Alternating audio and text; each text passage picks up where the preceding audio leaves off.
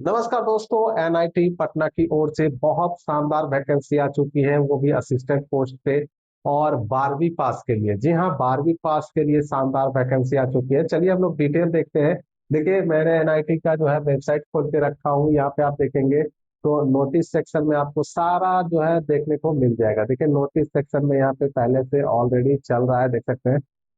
Non technical post भी है, non teaching post भी है और टीचिंग पोस्ट भी है। तो मैं नॉन टीचिंग वाले पे देखिए, यहाँ पे जैसे ही क्लिक करते हैं, ठीक है, देखिए क्लिक हेयर दिखाया गया है, तो इस पे क्लिक करते हैं। देखिए सारा का सारा जो है, जो भी पोस्ट पे वैकेंसी आई हुई है वो सारा का सारा शो करने लगा।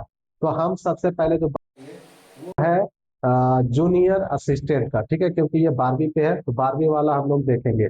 यहाँ पे आप देखें डाउनलोड का ऑप्शन है, डाउनलोड कर लेते हैं। पहले देखते हैं कि इसमें क्वालिफिकेशन क्या मांगा गया है और बाकी सारी इंफॉर्मेशन क्या है, ठीक है।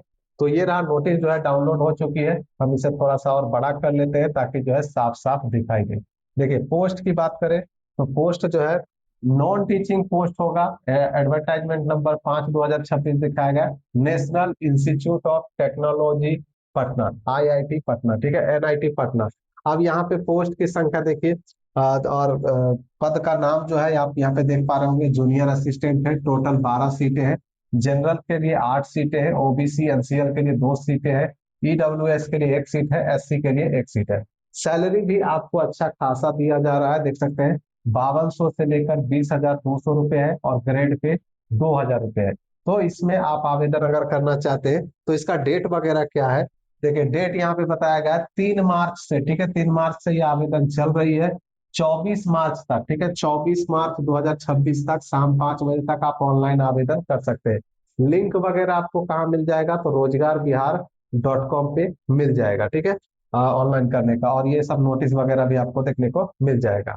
अगर क्लियरली डेट की बात करें, देखिए यहाँ पे ओपनिंग डेट 3 मार्च दिखाया गया है, लास्ट डेट यहाँ पे देख सकते हैं 24 दिखाया गया है, और last date of submission of print out application along with supporting document 30 March 2026 तक शाम 5 बजे तक आपको सबमिट कर देना है, ठीक है। इसमें आपको हार्ड कॉपी भी भेजना होगा, ठीक है। जब आप ऑनलाइन आवेदन कर लेंगे, ऑनलाइन आवेदन करने के बाद जो प्रिंट आउट आपको मिलेगी, उस प्रिंट आउट को निकाल कर प्रिंट करके उसके साथ सारे सर्टिफिकेट की फोटोकॉपी सेल्फ अटेस्टेड वगैरह करके आपको देखिए इस एड्रेस पे भेजना होगा। देख सकते हैं, registrar national institute of technology Patna, Ashok Rajpath Patna, 80 305।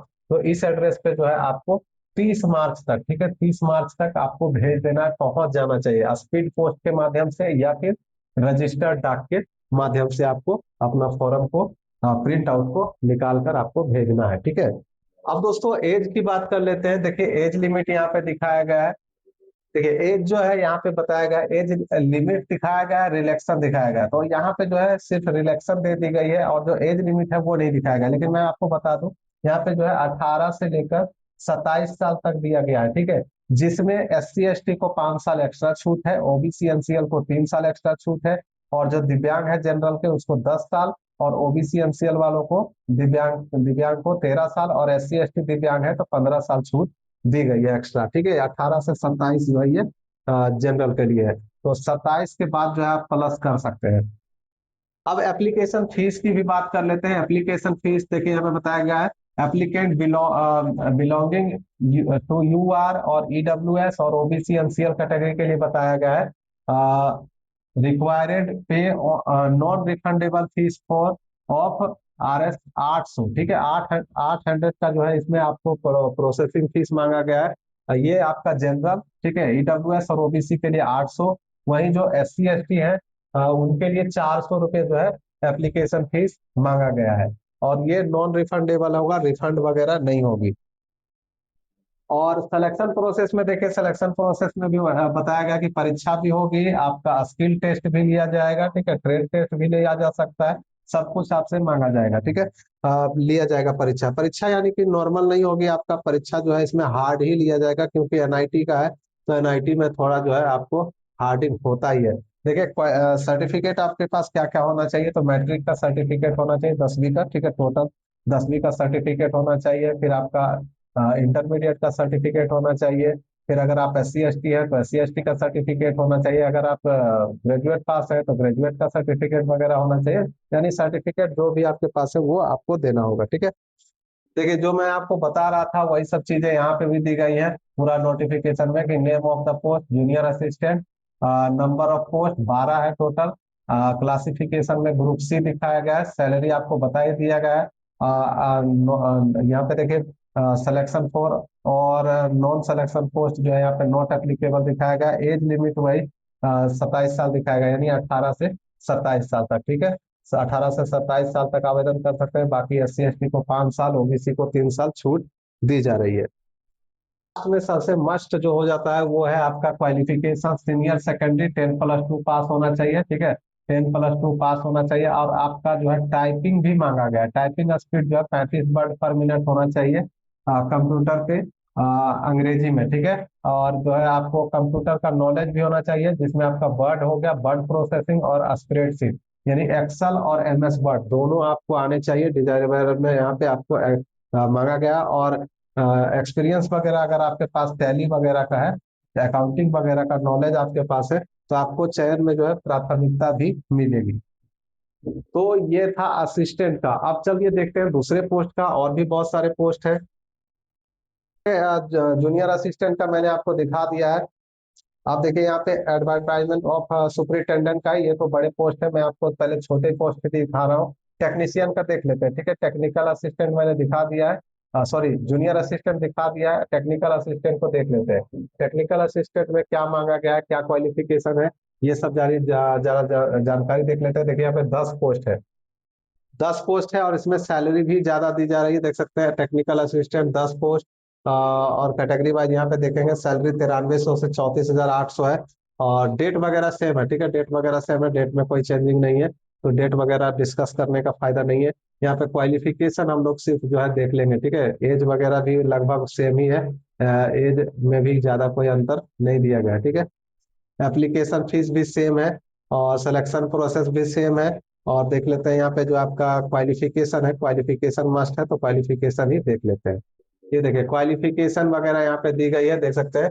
यहाँ पे जो है आपका बताया गया है technical assistant 10 post, group B 9300 से 34,800, 4200 ग्रेड पे। और आपका क्वालिफिके यहाँ पे एज रिलैक्सन जो है 30 तक लिखाया गया है, यानी 18 से 30 साल तक आवेदन किया जा सकता है। बाकी SC ST को जो मिलता है छूट वो रहेगा, OBC को जो मिलता है वो रहेगा। और साथ में यहाँ पे क्वालिफिकेशन देखिए यहाँ पे बताएगा फर्स्ट क्लास, ठीक है। सिविल इंजीनियरिंग या फिर आपका फर्स्ट क्लास, और उसके या फिर उसके समकक्ष ग्रेड में जो है BE BTech या फिर सिविल इंजीनियरिंग में मांगा गया है, या फिर first class diploma in civil engineering मांगा गया है। तो अगर ये सब है तो आप आवेदन कर सकते हैं। ये आपका होगा technical assistant in civil engineering में, ठीक है। और इसमें आपका देखिए वही सब मांगा गया है, ज्यादा कुछ चेंजिंग नहीं है, ठीक है।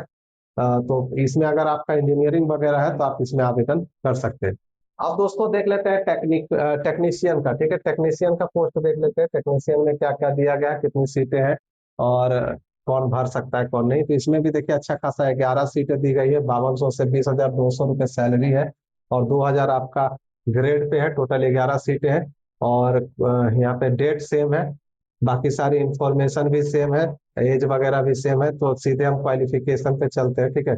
ये रहा name of post technician, 11 post, group C. और सैलरी बता दिए 18 से लेकर 27 साल तक। बाकी OBC SC ST को जो छूट मिलता है 5 साल और 3 साल का, वो रहेगा। इसमें भी देखिए सीनियर सेकेंडरी विद साइंस मांगा गया है, और गवर्नमेंट रिकॉग्नाइज्ड बोर्ड से 60% अंकों के साथ, अगर आपने यानी फर्स्ट डिवीजन आपका इंटरमीडिएट है तो आप इसमें आवेदन कर सकते हैं। या फिर senior secondary government recognised board with last जो है आपका 50% मार्क्स से, अगर आपने ITI वगैरह कोर्स कर रखा है 1 ईयर का, तो आप इसमें आवेदन कर सकते हैं। यानी 10+2 इंटरमीडिएट के साथ साथ आपका ITI वगैरह है, और 50% अंकों के साथ अगर आपका इंटरमीडिएट है और ITI है तो भी आप आवेदन कर सकते हैं। या फिर सेकेंडरी मैट्रिक पास है, ठीक है।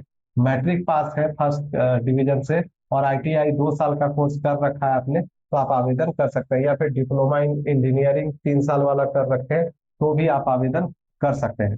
तो ये था टेक्नीशियन का। अब देख लेते हैं दूसरा पोस्ट का। अब देख लेते हैं असिस्टेंट लाइब्रेरियन का। ठीक है, लाइब्रेरियन का भी देख लेते हैं, इसका भी बहुत सारा डिमांड रहता है। लाइब्रेरियन में देखिए सीट कम है। ठीक है, सीट कम है लाइब्रेरियन में, एक ही सीट है जनरल के लिए। 15,600 से 39,100 रुपये आपका सैलरी है, और ग्रेड पे 5400 है, तो अच्छा खासा सैलरी है। और डेट वगैरह सेम है। देखिए पोस्ट का नाम असिस्टेंट लाइब्रेरियन ग्रुप ए का पोस्ट है। नंबर ऑफ पोस्ट 1 है। ठीक है।